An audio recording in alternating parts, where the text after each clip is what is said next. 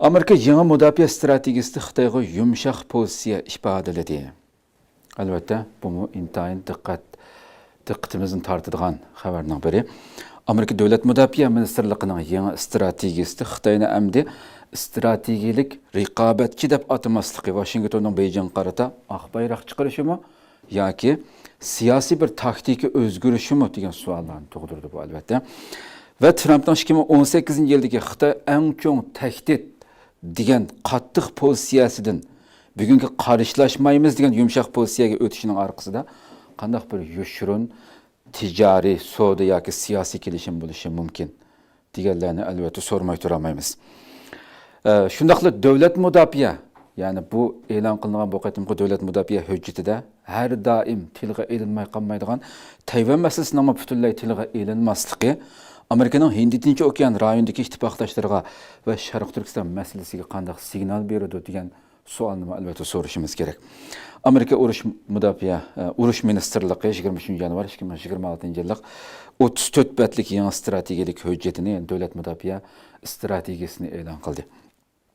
Yangi strategiyada Xitoy strategik raqobatchi deb qaralmagan bo'lib, Amerikaning Xitoy bilan qarshilashmaydiganligi, ammo Xitoy yoki boshqa davlatlarning Hind Tinch okean rayoniga hukmronlik qilishiga yo'l qo'ymaydiganligi ta'kidlandi.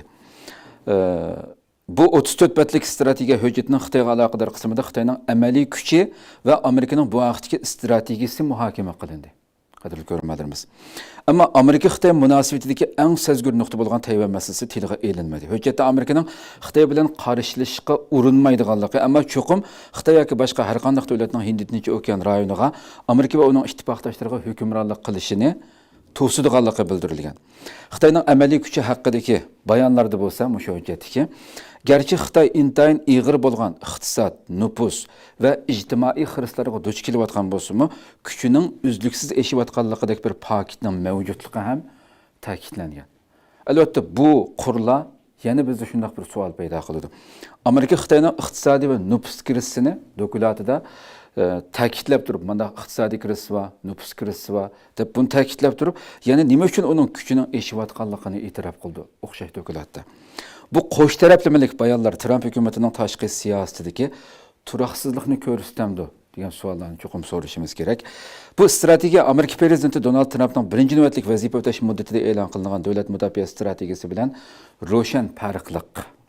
Bu qatimqi doklad nihoyat ro'shan bir farq borligini selishtirishimiz kerak bo'lgan nuqtalar bor bu yerda. 5 burchakli bino 2018-yilda e'lon qilingan davlat mudofaa strategiyasida Xitoy Amerika bexatarligiga eng chong tahdid deb qaralib, oldingi o'rindagi ish qatoriga qo'yilgan edi. Bu qatim bu chiqarib o'tildi. Agar Amerika Xitoyni tahdid deb qarashdan voz kechsa, buni so'rash kerak-da albatta. Voz kechsa, Uyg'ur irqiy qirg'inchiligiga o'xshash kishilik huquq masalalari xalqaro siyosatning qaysi bo'lumida qolib qoladi degan nuqtalarni intayin muhim.